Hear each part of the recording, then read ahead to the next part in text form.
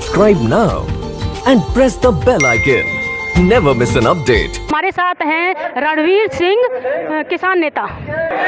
Sir, जिस तरीके से अभी आपके 12वें दौर की बातचीत फैल रही है सरकार के बीच, सरकार का कहना है कि वो 1.5 साल के लिए इस कानून को रोक लगा सकती है, पर किसान तीनों कानूनों को रद्द करने के लिए। तो ऐसा क्या है इस कानून में कि आप बिल्कुल इसको निरस्त करवाना चाहते हैं?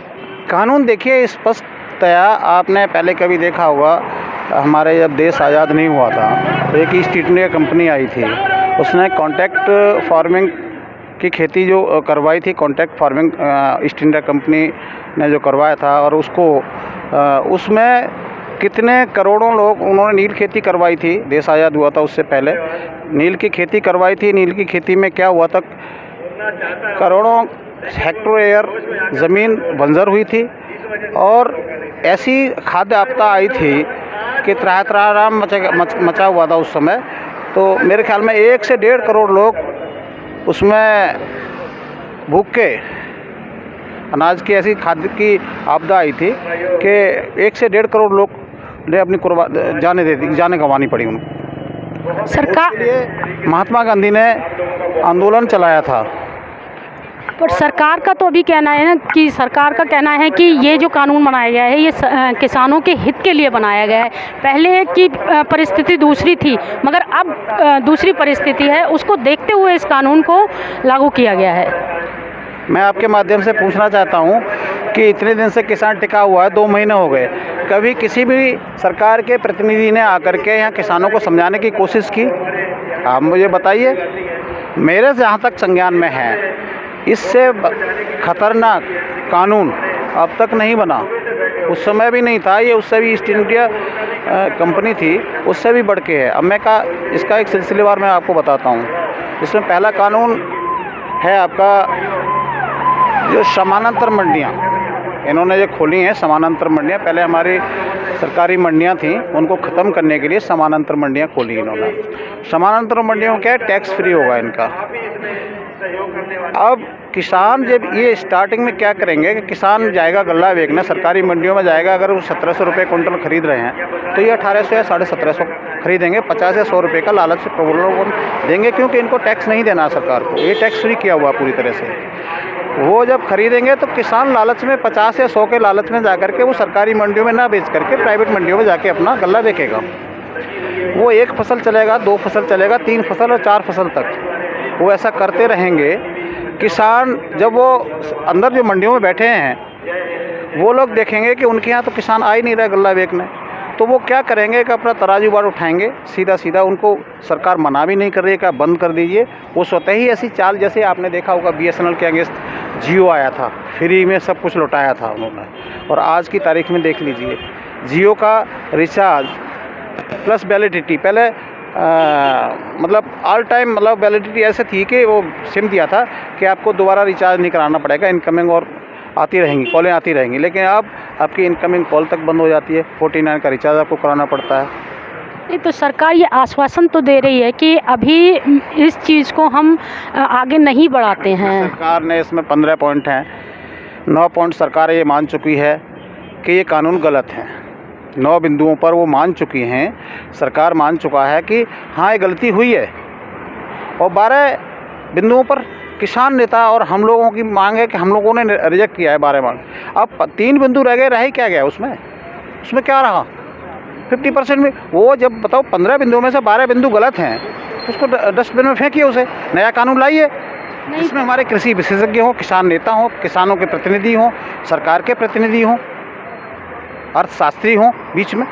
नया कानून बनाने में क्या दिक्कत आ रही है सर? कृषि मंत्री नरेंद्र सिंह तोमर ने कहा है कि इससे बेटर हम नहीं कर सकते हैं, हम इतना झुक रहे हैं तो कुछ किसानों को भी हमारी सुननी चाहिए। तो सर, अगर दोनों तरफ से एक जैसा ही रहेगा, अगर सरकार मानने को तैयार नहीं है, आप भी मानने को तैयार नहीं है, तो इस आंदोलन का क्या होगा? मतलब कहाँ तक आप देखिए, कहाँ से करेंगे वो कहाँ से करेंगे?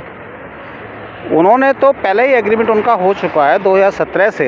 जो साइलोज तैयार हो रहे हैं हमारे पूरे देश में, आप बिहार में चले जाइए, महाराष्ट्र में चले जाइए, उत्तर प्रदेश में भी हैं और हरियाणा में हैं, पंजाब में हैं, जो 2017 से साइलोज बन रहे हैं। उस समय तो आसपास के लोगों को ये लगा था, वहाँ बताया गया गुमराह किया गया वहाँ भी कि क्या, जब पूछने आते थे आसपास के लोग कि क्या बन रहा है, कि कुछ नहीं है, गौशाला बन रही हैं, मोदी जी गौशाला बनवा रहे हैं, सरकार गौशाला बनवा रही है। तो लोगों ने, किसानों ने ध्यान नहीं, इग्नोर कर दिया।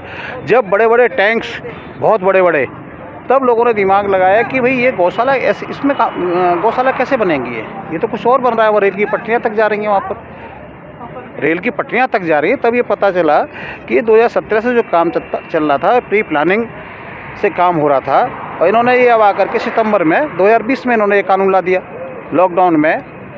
लॉकडाउन पीरियड में इन्होंने चोरी छुपके से ये काम किया। किसी भी कृषि विशेषज्ञ को नहीं बुलाया, किसी किसान के प्रतिनिधि, किसी किसान नेता को नहीं बिठाया, चुपके से इन्होंने वो कानून पास कर दिया। आप मुझे बताइए, जो 2017 से अब अडानी और अंबानी ने इनको चुनाव जितवाया, इनको हवाई जहाज दिए।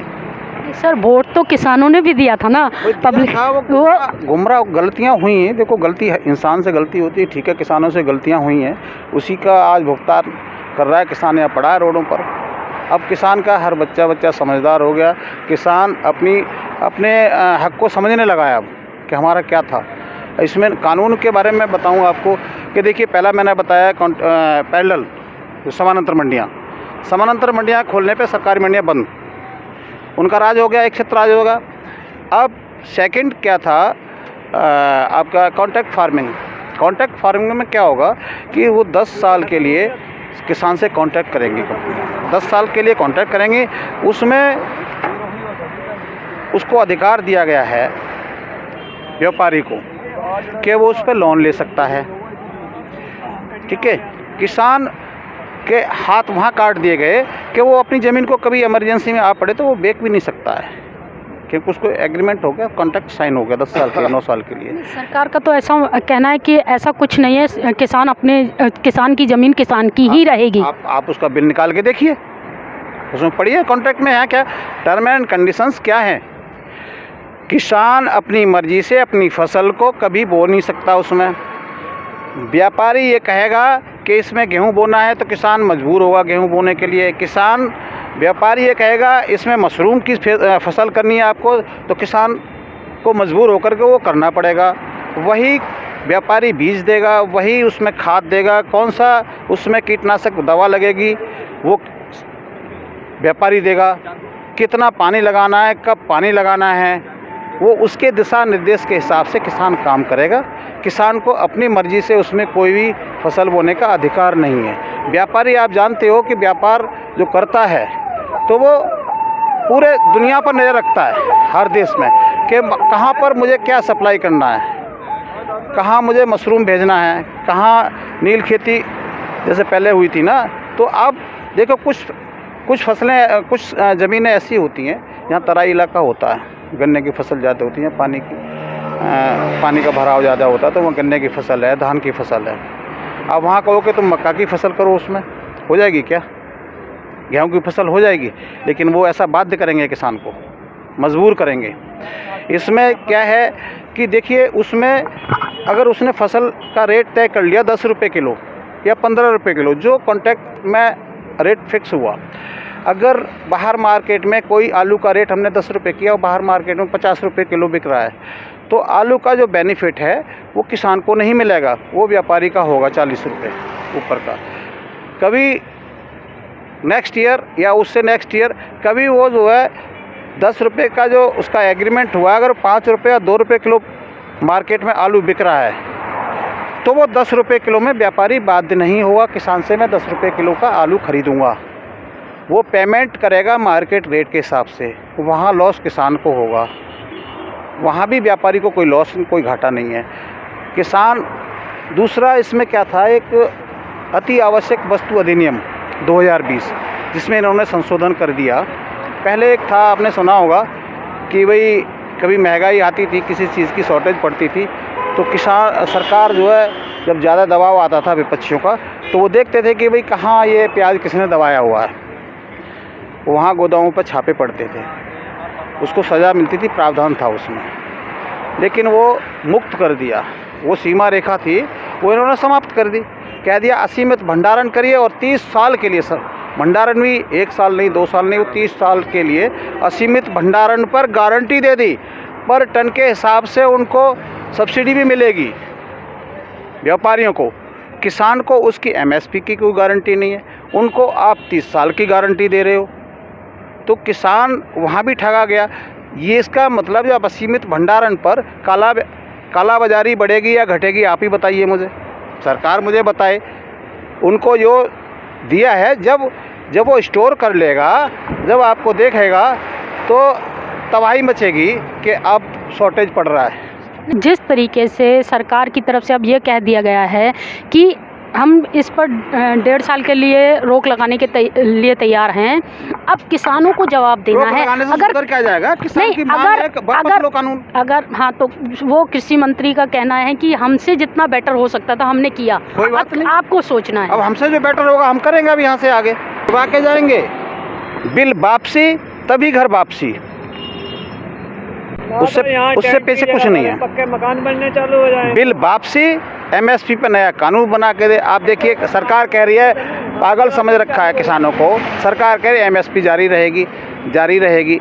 जब कॉन्ट्रैक्ट फार्मिंग आ गई, किसान का व्यापारी का रेट तय हो गया, तो एमएसपी सरकार का कहना। मैं क्या कह रहा हूँ, मैं आपके माध्यम से पूछना चाहता हूँ कि एमएसपी जारी रहेगी, कह रहे हैं कि एमएसपी जारी रहेगी। मोदी जी कह रहे हैं नहीं, एमएसपी को नहीं छेड़ रहे। अरे तुम छेड़ कहाँ रहे हो? वो अब हमें दिख रहा है कैसे छेड़ रहे हो। समझदार लोग, बुद्धिमान हो गए हैं सभी किसान। जब आप कॉन्ट्रैक्ट आपका व्यापारी का हो जाएगा, व्यापारी और किसान के बीच में अगर 15 रुपये 10 रुपये में फसल का रेट तय हो गया, तो व्यापारी के गोदामों में जाएगा, सरकार के गोदामों में कहाँ जाएगा भाई? एमएसपी कहाँ देगी सरकार? वो तो फिर उन व्यापारियों से लेगी, ना ले, उनकी अंडरस्टैंडिंग है। अब जो आपको जो 2 रुपये किलो चावल, 2 रुपये 4 रुपये किलो गेहूँ और चावल मिलता था ना, जो डिस्ट्रीब्यूटर, जो ये दुकानें थी, कोटा जो गाँव में मिलता है ना, हाँ, राशन की जो सरकारी दुकानें थी, वो भी बंद हो रही हैं अब। वो क्यों बंद हो रही हैं? क्योंकि ये एमएसपी पे खरीद नहीं सकती सरकार। एमएसपी तो पहले ही ऑलरेडी ख़त्म हो गया। जब कॉन्ट्रैक्ट फार्मिंग हो गई तो एमएसपी का मतलब कहाँ रह गया? कौन खरीदेगा उसे? 10 साल का कॉन्ट्रैक्ट तो किसान ने व्यापारी के साथ कर लिया है, तो सरकार थोड़ी खरीदेगी उसको। सरकार ने तो अपने एजेंट बैठा दिए खरीदने के लिए। तो सर अब यही है कि मेन मुद्दा किसान का है कि एमएसपी पर गारंटी कानून बना के दे। पहले तो सबसे पहले मुद्दा अब हमारा ये है कि एमएसपी पर कानूनी गारंटी दे, कानून बना के दे कि उससे चाहे तो अडानी आए, चाहे आप आओ, चाहे कोई भी आए खरीदार मार्केट में, वो एमएसपी से नीचे किसान का ना खरीदे, तो कुछ भला हो सकता है किसान का। Subscribe now and press the bell icon. Never miss an update.